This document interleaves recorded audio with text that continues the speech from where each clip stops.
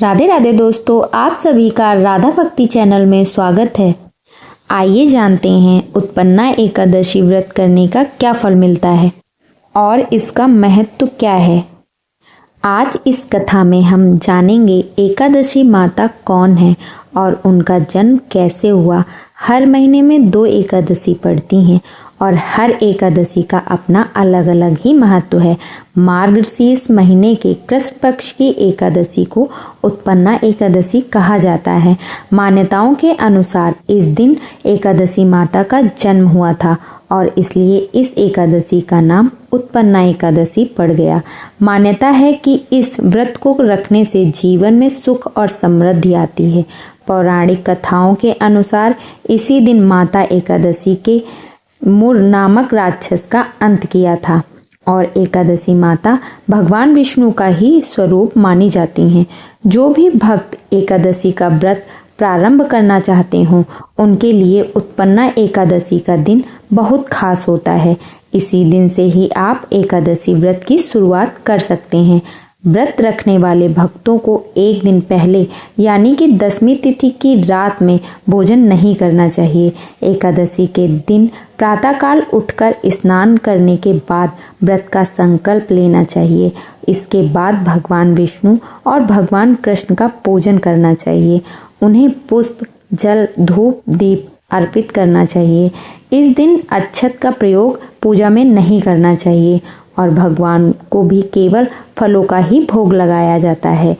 धूप दीपक जलाकर व्रत की कथा पढ़नी और सुननी चाहिए और भगवान विष्णु का ध्यान करना चाहिए।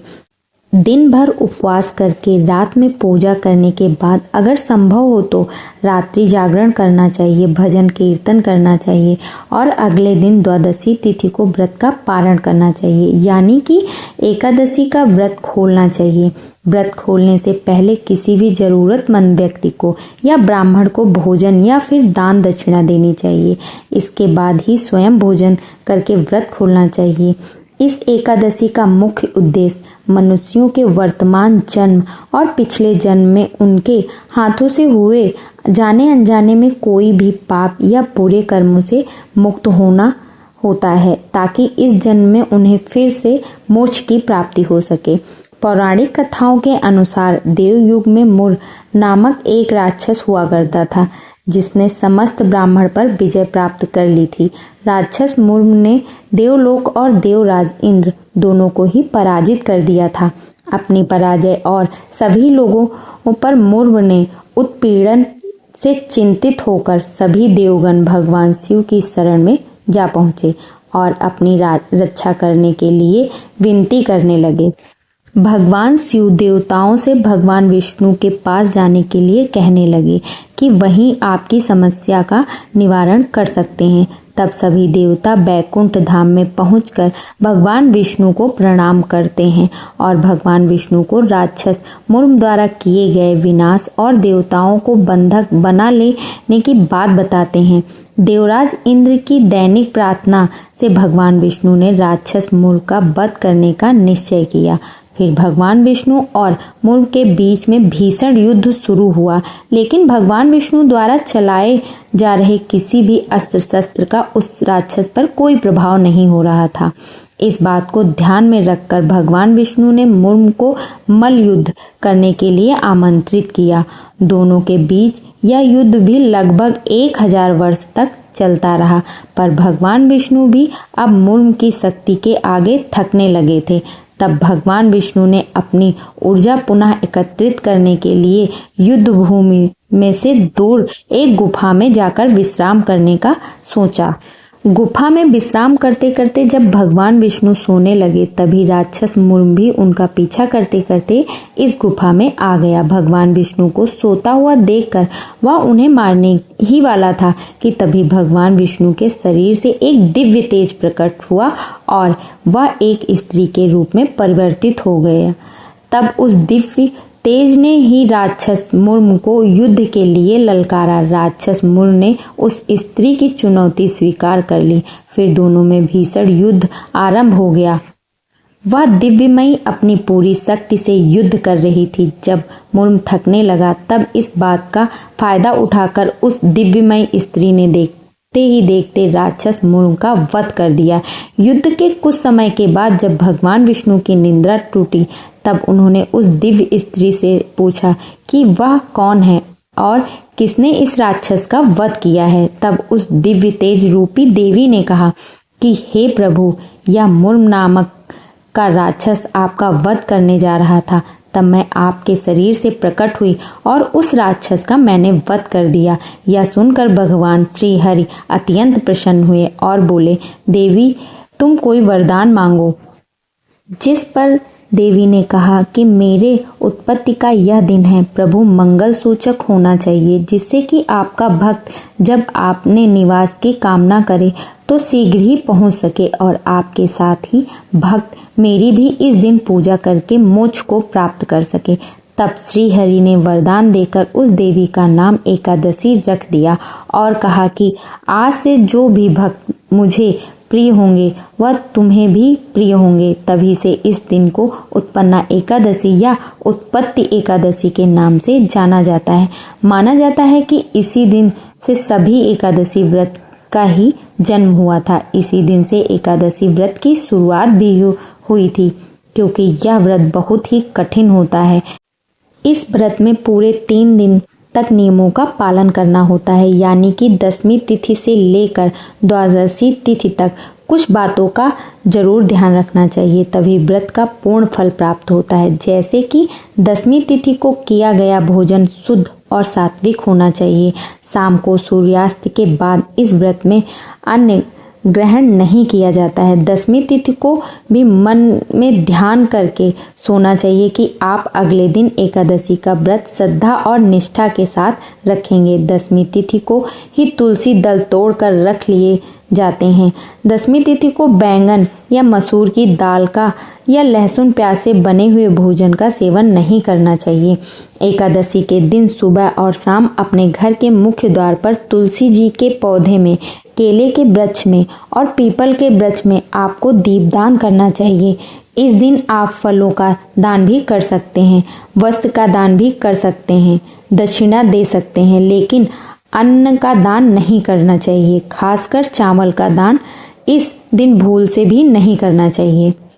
एकादशी के दिन यदि संभव हो तो रात्रि जागरण करें, नहीं तो जितनी देर हो सके उतनी देर जागरण करना चाहिए। इस रात को व्रत करने वाले जो व्यक्ति उन्हें जमीन पर साफ धुले बिस्तर पर ही सोना चाहिए और अगले दिन सुबह स्नान करके विधि विधान से पूजा करके भोजन, अन्न, फल, वस्त्र, दक्षिणा आदि का दान देकर फिर अपना व्रत खोलना चाहिए। व्रत हमेशा शुभ मुहूर्त में ही खोला जाता है। पहली बार व्रत प्रारंभ करने पर व्रत की संख्या का संकल्प भी जरूर लेना चाहिए। संख्या पूरी हो जाने पर व्रत का उद्यापन भी करना चाहिए। उद्यापन कभी भी चतुर्मास के समय नहीं करना चाहिए। मार्गशीर्ष का महीना किसी भी एकादशी व्रत को प्रारंभ करने या फिर उद्यापन करने के लिए उत्तम माना जाता है। मासिक धर्म की अवस्था में जो भी महिलाएं या कन्याएं, उन्हें एकादशी का व्रत बीच में नहीं छोड़ना चाहिए। आपको नियम पूर्वक व्रत रखना चाहिए, उन सभी नियमों का पालन करना चाहिए, बस खुद से पूजा नहीं करनी चाहिए। ऐसे समय में भी आप भगवान विष्णु की पूजा मानसिक रूप से कर सकते हैं। मन ही मन भगवान के मंत्रों का जाप, विष्णु चालीसा का पाठ या व्रत की कथा भी बढ़िया सुन सकते हैं। अशुद्ध अवस्था में भी कोई भी पुराण की कथा आप सुन सकते हैं। ऐसा करने से कोई दोष नहीं लगता है। शाम के समय भी आप खुद भोग ना लगाकर अपने ही किसी परिवार के सदस्य द्वारा भोग लगाकर अगले दिन जो भी दान दक्षिणा आती है उसकी सामग्री का दान किसी और से भी करवा सकते हैं। खुद व्रत खोल सकते हैं। अब जानिए उत्पन्ना एकादशी की तिथि और शुभ मुहूर्त के बारे में। तो इस बार साल 2024 में 26 नवंबर मंगलवार को उत्पन्ना एकादशी है।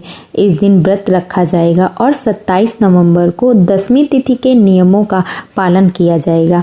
साल 2024 में इस तिथि की शुरुआत 26 नवंबर की सुबह 1:01 पर होगी।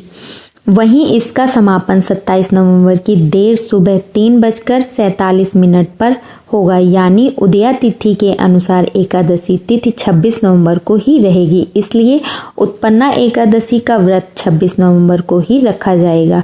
तो जितने भी वैष्णव जन हैं, भगवान विष्णु को या भगवान कृष्ण को पूजने वाले हैं, जो लोग हैं, वह 26 नवंबर को ही एकादशी का उपवास रखेंगे। एकादशी के दिन तुलसी जी में जल नहीं अर्पित किया जाता है, तो एक दिन पहले आप तुलसी जी को शाम को सूर्यास्त से पहले जल जरूर अर्पित करें। द्वादशी 27 नवंबर को सुबह 3:48 पर शुरू होगी और 28 नवंबर को सुबह 6:24 पर समाप्त होगी। एकादशी का जो व्रत होता है वह हमेशा द्वादशी तिथि को शुभ मुहूर्त में ही खोला जाता है। इस दौरान पूजा मुहूर्त सुबह 9:31 से लेकर दोपहर 1:27 तक रहेगा। वहीं व्रत का पारण दोपहर 1:12 से लेकर दोपहर 3:18 है। हरिवासर के समय व्रत नहीं खोला जाता है। हरिवासर समाप्त होने का जो समय है वह लगभग सुबह 10:26 तक हो जाएगा। व्रत खोलने को व्रत पारण करना कहते हैं और व्रत हमेशा शुद्ध सात्विक भोजन से या फलों से ही खोला जाता है। भगवान को तुलसी दल का, जल का, मौसमी फलों का भोग लगाकर फिर आप अपना उपवास खोल सकते हैं। एकादशी व्रत से जुड़े कुछ और नियम। हरिवासर का समय एकादशी व्रत के दौरान होता है। धार्मिक मान्यता के मुताबिक जब एकादशी तिथि 2 दिन उदया तिथि में होती है तो हरिवासर योग बनता है। हरिवासर में पारण नहीं करना चाहिए क्योंकि इससे पूर्ण फल नहीं मिलता। पारण के लिए मध्याह्न का समय अच्छा माना जाता है। एकादशी व्रत की शुरुआत 10वीं रात्रि में होती है और पारण द्वादशी को होता है। व्रत का पारण हमेशा अगले दिन सूर्योदय के बाद करना चाहिए। पारण द्वादशी तिथि खत्म होने से पहले करना होता है। अगर द्वादशी तिथि सूर्योदय से पहले ही खत्म हो जाए तो पारण सूर्योदय के बाद किया जाता है। सूर्योदय के समय स्नान करके भगवान सूर्य को अर्घ्य देना चाहिए। दशमी के साथ मिली हुई एकादशी वृद्ध मानी जाती है। वैष्णवों को योग द्वादशी मिली हुई एकादशी का व्रत करना चाहिए। त्रयोदशी आने से पहले व्रत का पारण करना चाहिए। दोस्तों, अगर यह जानकारी और कथा आपको पसंद आई हो तो कृपया मेरे इस चैनल को लाइक, सब्सक्राइब, शेयर जरूर करें और कमेंट बॉक्स में राधे राधे जरूर लिखें।